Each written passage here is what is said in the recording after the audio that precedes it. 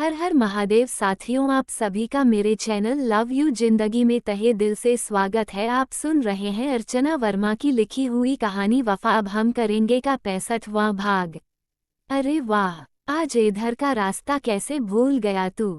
अधीराज जी को अपने पूरे परिवार के साथ आते हुए देखकर रणधीर सिंह ने शिकवा किया। उस दिन की घटना के बाद दोनों दोस्तों में अच्छी खासी नाराजगी हो गई थी। तुझे तो मेरी याद नहीं आती, कभी यह भी नहीं सोचा कि जिंदा है या मर गया। ये भी देख लूं तो मैंने ही सोचा कि चलकर अपने जिंदा होने का प्रमाण दे देता हूँ।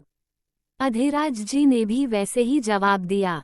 अरे तू क्यों मरेगा, मरे तेरे दुश्मन। किसकी इतनी हिम्मत है कि मेरे होते हुए तेरे ऊपर आंख उठाकर भी देख ले। हम दुनिया में साथ आए थे और साथ ही जाएंगे, पर इतनी सुबह सुबह कोई खास बात है क्या। रणधीर सिंह ने आगे बढ़कर अधीराज जी को गले से लगा लिया।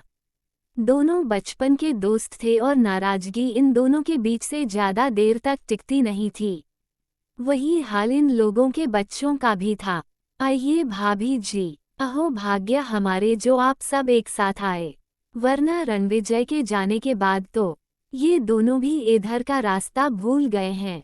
रणधीर सिंह ने नैना जी, आदित्य और नव्या को भी अधीराज जी के साथ देखकर कहा, इनकी बात छोड़ दे, इन्हें वही करना होता है जो यह चाहते हैं। वैसे भी आज बहुत खुशी का दिन है, इसमें मैं तुझे कैसे भूल सकता हूँ। चल मिठाई खा। अधीराज जी ने रणधीर सिंह के आगे मिठाई का डब्बा करते हुए कहा। किस खुशी में? नव्या की शादी की डेट फिक्स कर दी क्या? रणधीर जी ने कुछ सोचते हुए अधीराज जी से पूछा। उनके चेहरे पर हैरानी और थोड़ी नाराजगी के कुछ मिले जुले भाव थे। सच में इतनी जल्दी हमें इस चुड़ैल से छुटकारा मिलने वाला है? आदित्य वहीं सोफे पर बैठता हुआ बोला। नव्या ने गुस्से से आदित्य की तरफ देखा। प्लीज तुम लोग अभी झगड़ा मत करना, वहां पर तुम लोगों ने अच्छा खासा शोर मचाया था और फिर अब यहाँ भी मत शुरू हो जाना। नैना जी ने दोनों को शांत कराते हुए कहा। कहीं गए थे क्या आप लोग? रणधीर जी ने नैना जी से पूछा। हाँ, वो हम लोग हॉस्पिटल से आ रहे हैं। तेरा प्रमोशन हो गया है, इसी खुशी में तो तेरे लिए मिठाई लेकर आए हैं, अधीराज जी ने आराम से बताया। काहे का प्रमोशन? अब क्या तीसरे के बाद चौथा प्लान कर चुका है क्या तू? रणधीर जी ने हंसते हुए पूछा। शर्म कर बुढ़ापा आ गया, लेकिन अक्ल नहीं आई। बच्चे भी यही बैठे हैं, अधीराज जी ने झूठे गुस्से से कहा। साधना जी वही चुपचाप खड़ी सबकी बातें सुन रही थी। इसमें शर्म करने वाली कौन सी बात है? इतना भी बूढ़ा नहीं हो गया है तू। और वैसे भी जब कोई हॉस्पिटल से आकर खुशखबरी सुनाने की बात करेगा तो पहला ध्यान इस तरफ ही जाएगा। क्यों भाभी जी? रणधीर जी ने हंसते हुए कहा।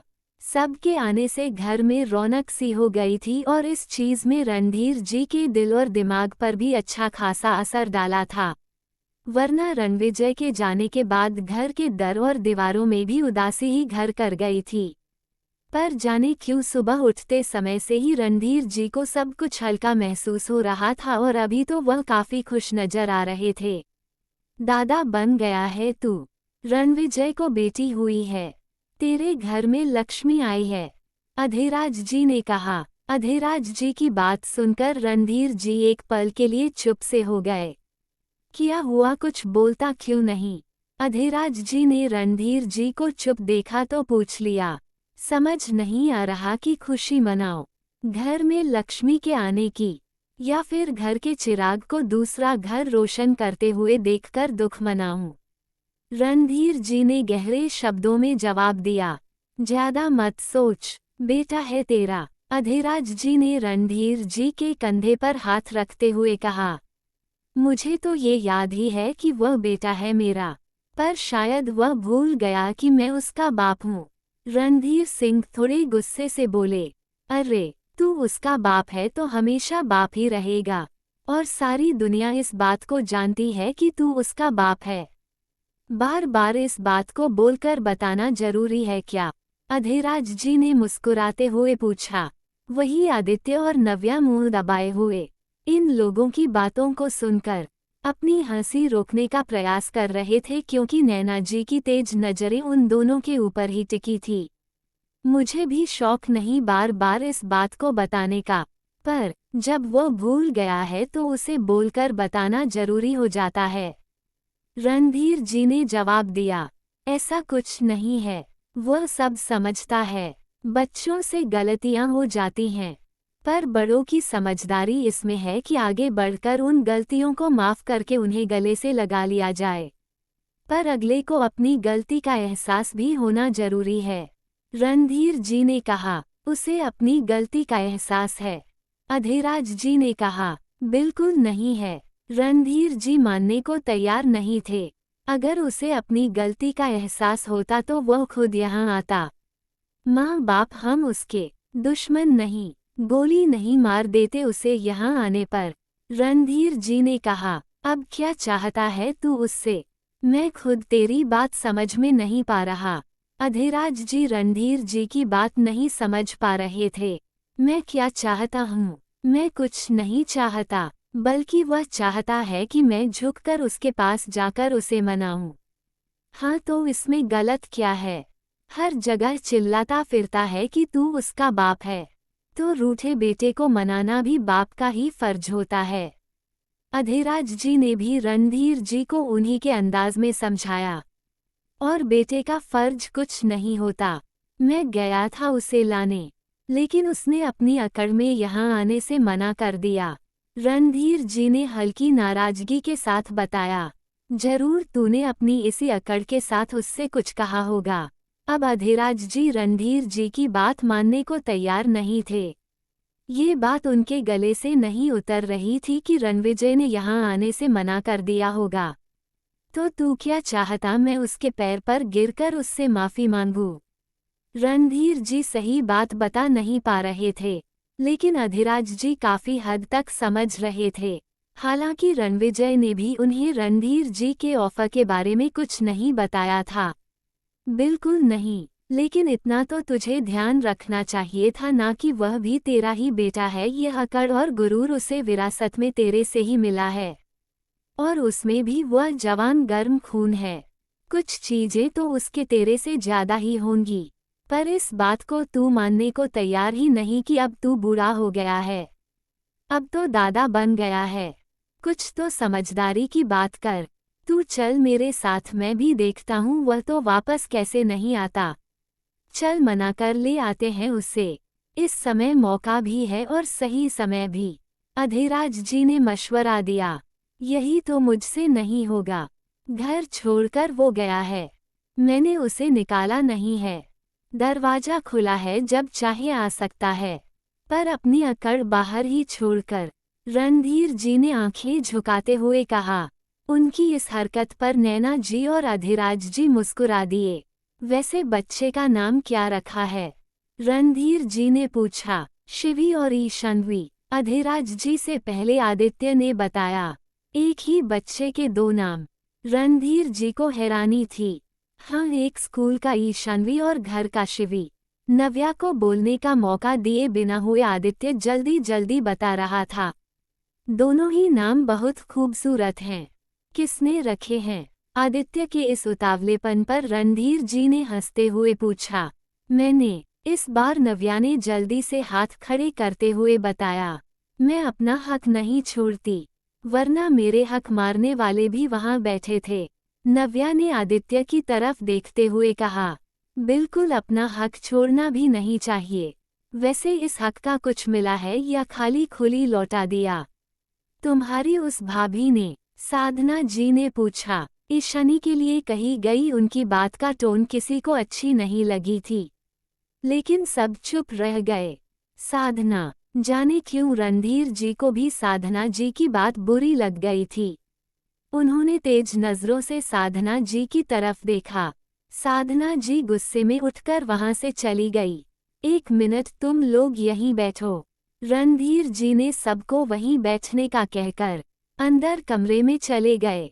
कुछ देर के बाद जब वह वापस आए तो उनके हाथ में मिठाई का एक डब्बा और 2 ज्वेलरी बॉक्स थे। दादा जब मैं बना हूँ तो कायदे से मिठाई मुझे खिलाना चाहिए, इसलिए तुम लोग अब मुंह मीठा करो। वैसे तेरी लाई भी मिठाई मैं खा लेता हूँ, वरना फिर बेवजह का मुंह फुला लेगा। रणधीर जी ने डब्बे में से मिठाई उठाने के लिए हाथ बढ़ाया। उससे पहले ही नैना जी ने अपने हाथ से रणधीर जी के मुंह में मिठाई रख दी। रणधीर जी का पूरा मुंह भर गया था। सब लोग खिलखिलाकर हंस पड़े। और नव्या, ये रहा तुम्हारा नेग। रणधीर जी ने एक डिब्बा नैना की तरफ बढ़ाते हुए कहा। पर भाई साहब, इसकी क्या जरूरत है? नैना जी ने बीच में ही रोकते हुए कहा। बिल्कुल जरूरत है भाभी जी, यह उसका हक है और मेरी बेटी अपना हक कभी नहीं छोड़ती। क्यों बेटा? रणधीर जी ने नव्या से कहा। नव्या ने हंसते हुए रणधीर जी के हाथों से वह बॉक्स लिया और रणधीर जी के गले में झूल गई। थैंक यू अंकल, अभी तो मुझसे आपसे और भी बहुत कुछ लेना है। हाँ, जाने से पहले पूरा का पूरा बैंक लूट कर जाना।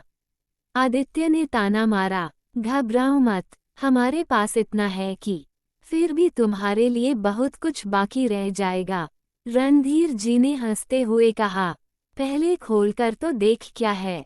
आदित्य ने पूछा। क्यों, तुम्हें भी चाहिए क्या? नव्या ने डिब्बा छुपाकर खोलते हुए कहा। डिब्बे के अंदर खूबसूरत जड़ाऊ कंगन थे। नैना ने नव्या ने अपने हाथों में कंगन डालकर आदित्य को दिखाया। आदित्य ने मुंह बना लिया। रणधीर जी ने दूसरा डिब्बा नैना जी के आगे कर दिया। भाभी जी, ये शिवी के लिए है। आप अगली बार जब जाएगा तो उसे दे दीजिएगा। पर भाई साहब, नैना जी कुछ बोलना चाहती थी, लेकिन रणधीर जी ने उन्हें बीच में रोकते हुए कहा। ये रणविजय की मां ने उसके जन्म से पहले बनवाया था। मुझे बेटी का बड़ा ही शौक था और वो भी बेटी भी चाहती थी, पर रणविजय आ गया। फिर उसके बाद हमारी कोई दूसरी और औलाद भी नहीं हुई। साधना से कोई उम्मीद ही बेमानी थी, तो यह ऐसे ही रह गया। तभी हमने इसे रणविजय की बेटी के लिए रख दिया था। रणधीर जी के जज्बातों को समझते हुए नैना जी ने उनके हाथ से वह डिब्बा ले लिया। अधिराज जी और नैना जी काफी खुश थे। वो जो चाहते थे वह हो गया था। शिवी के आने की खबर सुनकर रणधीर जी की नाराजगी काफी हद तक कम हो गई थी और हो सकता था कि आने वाले समय में वह दिन दूर नहीं जब ये पूरी तरह से खत्म हो जाए। पर कुछ लोग ऐसे भी थे जिन्हें ये बात बिल्कुल नहीं सुहाई थी। वो इस आंच को मध्यम पड़ने ही नहीं देना चाहते थे, क्योंकि अगर आंच मध्यम हो जाती तो उनकी रोटियों के कच्चे रह जाने का डर था। कौन थे ये लोग और क्या करना चाहते थे, जानने के लिए बने रहे अगले भाग तक। तब तक के लिए वीडियो को लाइक और चैनल को सब्सक्राइब करना मत भूलिएगा। खुश रहिए, स्वस्थ रहिए, मस्त रहिए, हंसते रहिए, मिलते रहिए और यही YouTube पर मिलते रहिए। मिलते हैं अगले भाग के साथ। हर हर महादेव।